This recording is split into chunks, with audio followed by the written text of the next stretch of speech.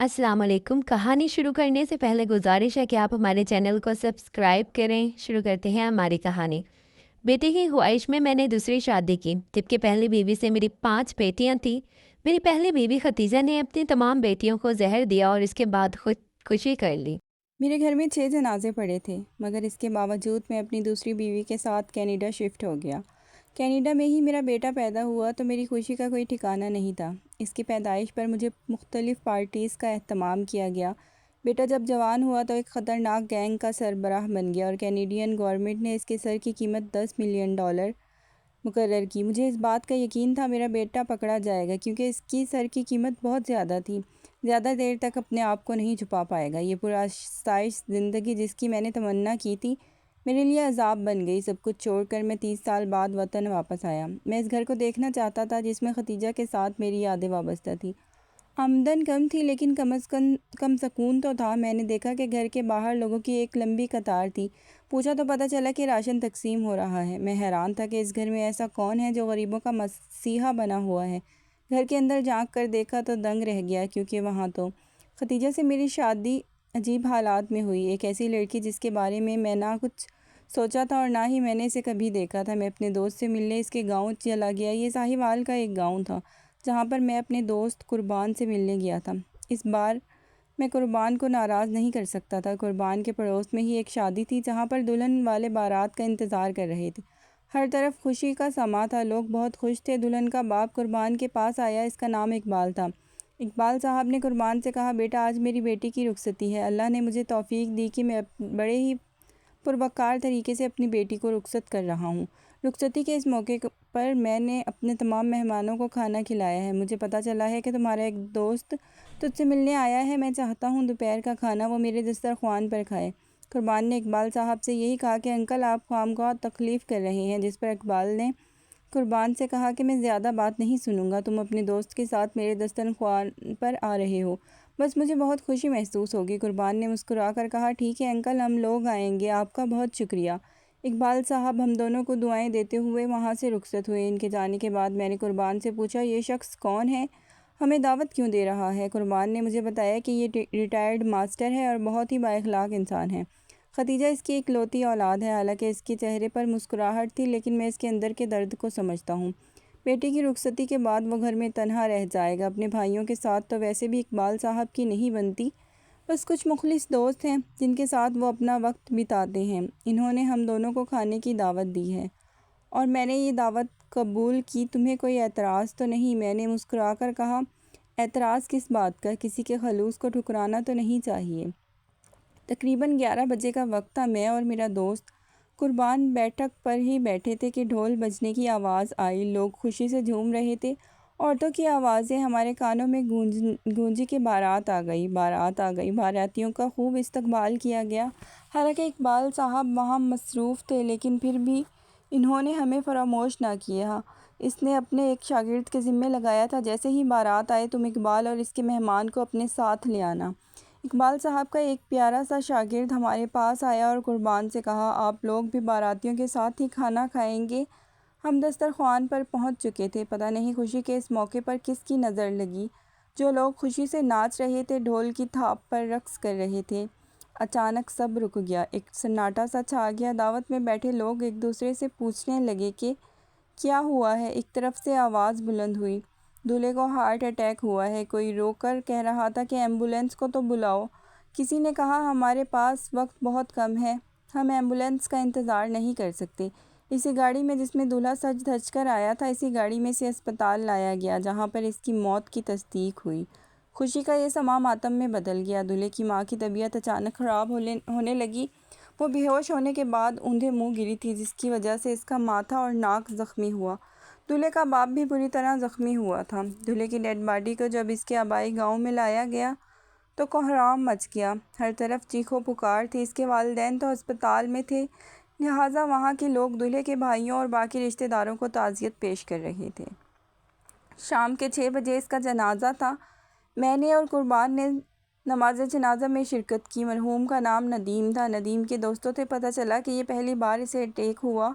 इससे पहले इसे कभी अटैक नहीं हुआ था, ना ही ये किसी बीमारी में मुब्तला था। ये एक सेहतमंद नौजवान था जो کہ باسکٹ بال کا بھی کھلاڑی تھا، کئی مقابلوں میں حصہ لے چکا تھا اور کامیاب بھی ہوا تھا۔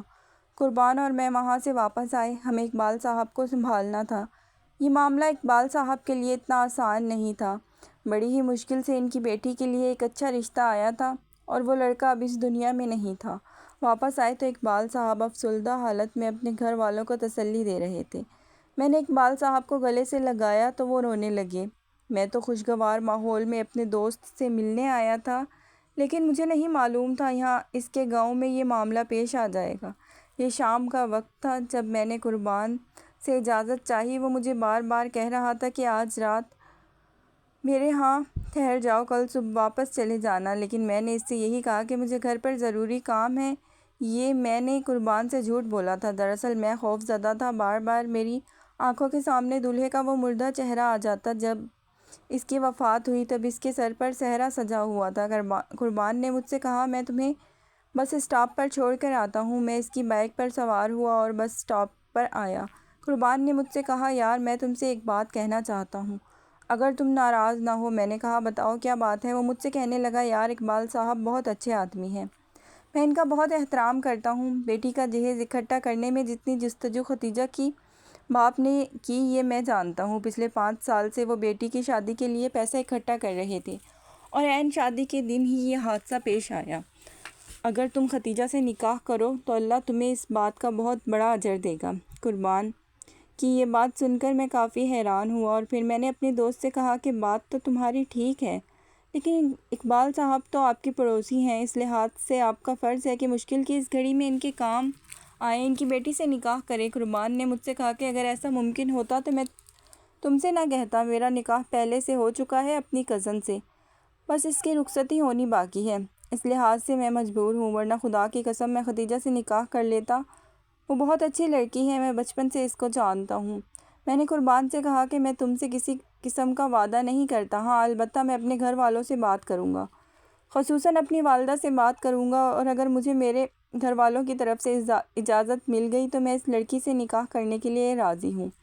یہ کہتے ہوئے میں بس پر سوار ہوا۔ میں نے ابھی تک ختیجہ کو دیکھا نہیں تھا، نہ ہی میں اس کے بارے میں جانتا تھا، بس دوست کی زبانی مجھے اس بات کا بھروسا تھا کہ وہ اچھی لڑکی ہوگی۔ قربان ایسے جھوٹ تو نہیں بول رہا تھا۔ گھر واپس آیا تو میرے چہرے کی اداسی دیکھ کر ابا نے مجھ سے پوچھا کہ کیا ہوا، جب سے تم اپنے دوست کے گاؤں سے واپس آئے ہو کافی اداس ہو، مجھے بتاؤ کیا ہے آخر۔ میں نے اپنے باپ کو سارا ماجرا بتایا۔ یہ سن کر ابا کو کافی افسوس ہوا۔ پھر میں نے اپنے باپ سے کہا کہ ابا جان، میرے دوست قربان نے مجھے مشورہ دیا ہے کہ میں اقبال صاحب کی اس بیٹی سے نکاح کر لوں، لیکن میں آپ لوگوں کی اجازت کے بغیر ایسا کچھ نہیں کرنا چاہتا تھا۔ ابا نے میری طرف دیکھا اور پھر کہا تم اپنے دل کی بات بتاؤ، تمہیں کیا لگتا ہے، تمہارا کیا ارادہ ہے، کیا تم اس سے شادی کرنا چاہتے ہو؟ میں نے ہاں میں سر ہلایا۔ میرے باپ نے مجھے گلے سے لگایا اور کہا شاباش بیٹا، آج مجھے تم پر فخر ہے، میں تمہاری ماں سے بات کروں گا، اسے بھی اس بات پر کوئی اعتراض نہیں ہوگا، ہم کل ہی اقبال صاحب کے گھر جائیں گے۔ ابا نے جب اماں سے بات کی تو ماں حیران ہوئی اور عجیب و غریب باتیں کرنے لگی۔ میری ماں زیادہ پڑھی لکھی نہیں تھی، محدود سوچ کی مالک تھی۔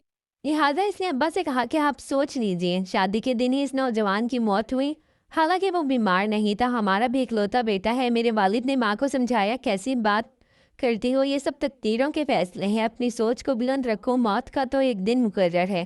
اس شخص کی موت اسی دن لکھی تھی جس دن اس کی شادی تھی۔ اللہ تعالیٰ ان کے والدین کو صبر عطا کرے، بے شک جوان اولاد کی موت والدین کو بوڑھا کر دیتی ہے۔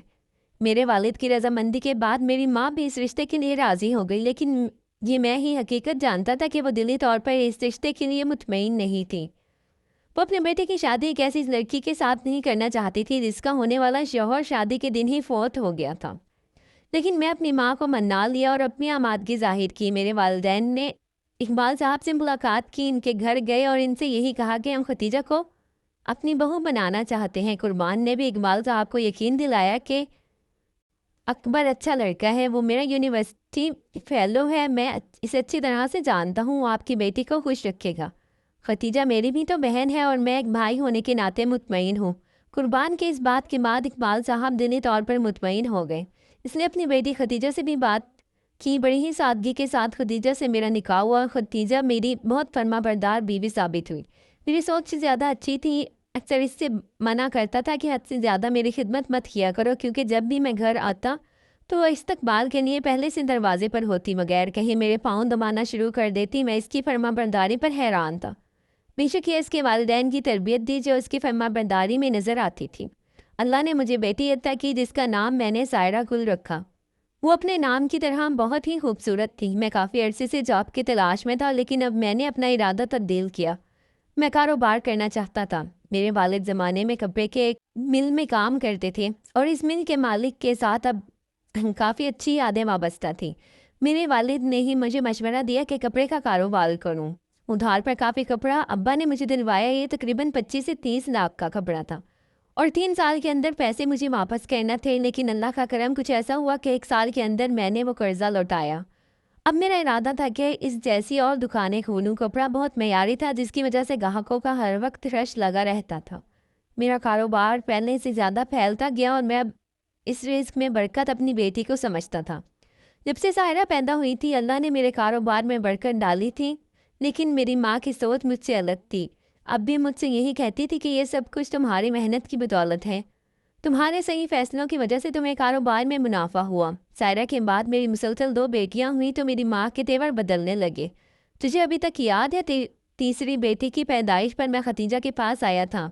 खतीजा ने हाथ जोड़कर मुझसे माफ़ी मांगी कि आपको बेटा ना दे सकी, इस पर नाराज़ हुआ था। ऐसा क्यों कह रही हो, इसमें भला तुम्हारी क्या गलती। मैं इसे तसल्ली देता था, लेकिन वो बेचारी मेरी माँ की वजह से परेशान थी, क्योंकि माँ अक्सर तंजिया लहजे में इसे यही कहती थी, कब आएगा इस घर का वारिस। मेरे बेटे का कारोबार इतना वसी हो चुका है, इतने बड़े कारोबार को क्या नौकर और मुलाजिम संभालेंगे। खतीजा बेचारी मेरी माँ को कोई जवाब ना देती, चुप रहती। मेरी बेटी सायरा सबसे जुदा थी। वो अपने माँ बाप से प्यार करने वाली थी, बहुत ही हसास तबीयत की मालिक थी। मुझे अभी तक याद है, एक दिन इससे मैं स्कूल से पिक करने गया। हम गाड़ी में वापस आ रही थी। अचानक सायरा की नज़र एक औरत पर पड़ी जिसके फटे पुराने कपड़े थे। इसको इसके पैरों में जूते नहीं थे। इस शदीद गर्मी में सायरा ने मुझसे कहा कि बाबा, औरत तकलीफ़ में है, तपती धूप में नंगे पैर भीख मांग रही है। इसने मुझसे पैसे लिए और जाकर इस औरत को दिए और इससे यही कहा कि अपने लिए जूता खरीद लेना। इतनी छोटी उम्र में मैंने सायरा के अंदर रहम दिली देखी तो मैं हैरान रह गया। हाँ, ये ख्याल कभी हमारे दिल में तो ना आया, लेकिन महज 10 साल की उम्र में सायरा को इस बात का एहसास हुआ। 5 बेटियों की पैदाइश पर एक दिन मेरी माँ ने मुझे अपने पास बुलाया और इससे यही कहा कि क्या तुमने अपने मुस्तकबिल के बारे में कुछ सोचा है। इतनी बड़ी प्रॉपर्टी, इतनी बड़ी जायदाद के मालिक बन चुके हो, जिंदगी का कोई भरोसा नहीं, कौन संभालेगा तुम्हारा इतना बड़ा कारोबार। बेटियां तो पराए घर की हैं। मैं माँ होकर तुम्हें हुक्म देती हूँ कि तुम दूसरी शादी करो। मैंने वहाँ से यही कहा कि माँ, मैं फ़िलहाल ऐसा नहीं सोच रहा और मैं अपनी बीवी बच्चों के साथ बहुत खुश हूँ। लेकिन मेरी माँ मुसलसल मुझे दूसरी शादी के लिए कायल करती रही। दूसरी शादी के बारे में सोच भी नहीं सकता था। लेकिन फिर मेरी ज़िंदगी में नताशा आई। मेरी मैनेजर ने आते ही एक ही दिन में मुझे ताश से मिलवाया था। वो मेरी बिजनेस पार्टनर बनना चाहती थी। इसकी बहुत बड़ी बुटीक थी जहाँ पर हुनरमंद ख़वातीन बड़ी ही महारत से कपड़े की सिलाई करती थी। नताशा ने मुझसे डील की कि माल आपका और सिलाई मेरे इदारे की ख़वातीन करेंगी। आपके कई ऐसे गोदाम हैं जहाँ कपड़ा ऐसे ही पड़ा है, इसको अगर मार्केट में लाया जाए तो हम दोनों को बहुत प्रॉफिट होगा। मुझे इसका ये आइडिया पसंद आया। मैं इसके बुटीक पर कपड़ा फराहम करने लगा। मयारी कपड़ा होने की वजह से और हुनरमंद ख़वातीन की सिलाई की वजह से इन दोनों को काफ़ी मुनाफा हुआ और हमारी सोच से भी ज़्यादा मुनाफा था। अपने शहर का सबसे बड़ा बिजनेसमैन बन चुका था और नताशा मेरी पार्टनर थी। हमारा माल अब बैरून मुल्क पसंद किया जाता था। नताशा के साथ ज़्यादा वक्त गुजारने की वजह से मैं खतीजा और अपनी औलाद से बद्दिन होने लगा। जिस बेटी को मैं देख कर जीता था, जो मेरे बगैर सोती तक नहीं थी, रात को जागती थी कि माँ बाप वापस आएंगे, जिसको मैंने सख्ती से मना किया, अब मेरा इंतज़ार मत किया करो, जल्दी से हो जाया करो। पहले तो स्कूल में जाकर टीचर से मीटिंग करता, इनसे सायरा और बाकी बच्चियों की पढ़ाई के बारे में डिस्कस करता। लेकिन अब काफ़ी अरसा हो गया था, मैं इनके स्कूल भी नहीं गया था। टीचर की तरफ से मुझे फ़ोन भी आया सायरा के बारे में। वो कह रही थी सायरा डिप्रेशन में है, पढ़ाई में दिलचस्पी नहीं ले रही। मेरी तो जवानी वापस आ चुकी थी। मैं तो नताशा के इश्क में गिरफ्तार हो चुका था। ऊपर से मेरी माँ ने भी मुझे कायल किया कि इससे शादी कर लूँ, खतीजा तुम्हें कभी वारिस नहीं देगी। नताशा को मैंने शादी की ऑफ़र की तो इसने शादी की यही शर्त रखी कि खतीजा को तलाक दो। बच्चियाँ भले अपने पास रख लेना, लेकिन इस औरत को के होते हुए मैं आपसे शादी नहीं करूँगी। अल्लाह ताला ने मुझे बहुत अता किया था, लेकिन कहते हैं ना, इंसान जब लालच में अंधा हो जाए तो इसका कोई इलाज नहीं। करोड़ों की जायदाद का मालिक बन चुका था, लेकिन पहले से ज़्यादा माल की लालच और हिर्स मेरे दिल में घर कर चुकी थी। सो नताशा से शादी करना चाहता था ताकि कारोबार में हमारी ये पार्टनरशिप कभी भी ख़त्म ना हो। माँ भी मुझे यही मशवरा देती थी, यही कहती थी कि इस औरत से जान छुड़ाओ, तुम्हारी बच्चियों से तुम्हें कोई भी जुदा नहीं कर सकेगा। तुम्हारे पास माल है, दौलत है, महंगा वकील करके बच्चियाँ अपने पास ही रख लेना। खतीजा का सामना नहीं कर सकता था। कुछ दिन बाद नताशा के साथ बिजनेस मीटिंग में शिरकत के लिए मुझे कनाडा जाना था। हमारा कारोबार कनाडा में भी फैल चुका था। मैंने यही सोच रखा था कि वहाँ जाकर वकील के ज़रिए खतीजा को तलाक का नोटिस भेजूंगा। मैंने यही किया, लेकिन इसका असर बहुत बुरा हुआ। खतीजा जानती थी कि मेरी बेटियाँ, मेरी औलाद मुझसे छीन नहीं जाएंगी। इसे मेरी ताकत का अंदाज़ा था, लिहाजा इसने खुदकुशी की। लेकिन खुदकुशी करने से पहले इसने सायरा समेत अपनी तमाम बेटियों को जहर दे दिया। मुझे इस बात की खबर दी गई। कुर्बान ने मुझे कनाडा में ही फ़ोन किया और उसने मुझसे यही कहा, तुझे खुदा कभी माफ़ नहीं करेगा। तेरे घर में 6 जनाजे पड़े हैं और तू हनीमून मनाने के लिए अपनी बीवी के साथ कनाडा चला गया। इससे भी बड़ा जुल्म यह है कि वहाँ जाकर तूने खतीजा को तलाक का नोटिस भेजा। वो बेचारी तो तुम्हारी मुलाजमा बनने के लिए भी तैयार थी, घर के किसी कोने में पड़ी रहती, लेकिन किसी सूरत तूने इसे छोड़ना नहीं था। ये बात सुनकर मैं कांपने लगा। सायरा और माँ की बेटियों की शक्ल मेरी आंखों के सामने आ जाती। मैं अपने आप को बहुत बड़ा मुजरिम समझने लगा, और वाकई में मैं मुजरिम था। लेकिन नताशा ने इस मौके पर भी खूब जहन साजी की कि मुझे बार बार यही कहती कि बिलीनियर बनने के लिए इंसान का पत्थर दिल होना ज़रूरी है। भूल जाओ इस पागल औरत को जिसने अपने बच्चों को ही मार दिया। वो तुम्हारे साथ क्या वफा करती? वो एक डायन थी जिसने अपने बच्चों की जान ली। सिर्फ आगे के बारे में सोचो, किस तरह तुम कामयाब होना है। दुनिया के अमीर तरीन लोगों में किस तरह तुम्हारा शुमार होगा। मैं इसमें मेरी खूब जहन साजी की। इसके बाद खतीजा से मुझे नफ़रत हो गई। मैं इसको मुजरिम समझने लगा जिसने मेरी औलाद को मार दिया।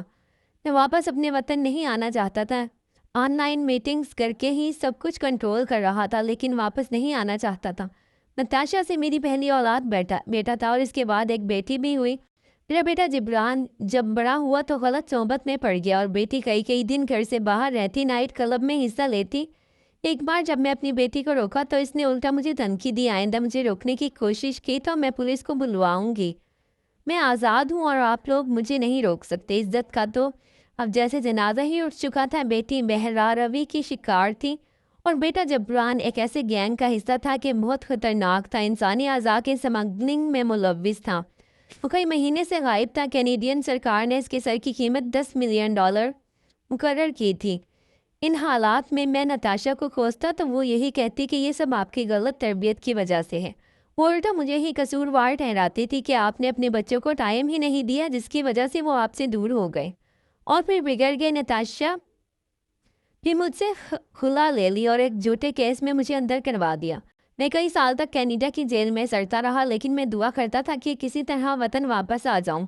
कम अज़ कम खतीजा की कब्र पर जाकर इससे माफ़ी मांगूं। 5 साल कैद होने के बाद मुझे वतन वापस भेजा गया, लेकिन एयरपोर्ट पर पहुंचते ही मैं हैरान था कि अब मैं कहाँ जाऊं। अपने वतन तो पहुंच चुका था, लेकिन यहाँ अब मेरा कोई भी नहीं था। लेकिन कम अज़ कम मैं इस पुराने घर को देखना चाहता था जहाँ मेरी यादें वाबस्ता थी, जहाँ 30 साल पहले मेरा एक ख़ानदान था, मेरी औलाद थी जिनसे मैं मोहब्बत करता था। फिर अपनी ही गलतियों की वजह से, गलत फैसलों और मालो दौलत की लालच की वजह से सबको फरामोश कर दिया। मैं घर के दरवाजे पर पहुंचा तो लोगों की कतारें लगी हुई थी। कई लोग थे जिनको राशन दिया जा रहा था।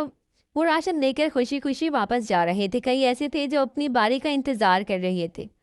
मैं हैरान हुआ कि मेरे घर में ऐसा कौन सा शख्स है जो गरीब और मुफलिस लोगों के लिए मसीहा बना हुआ है, जो इनकी खुलकर मदद कर रहा है, अपना सब कुछ लुटा रहा है। घर के अंदर झांक कर देखा तो एक रोबदार खातून बैठी थी।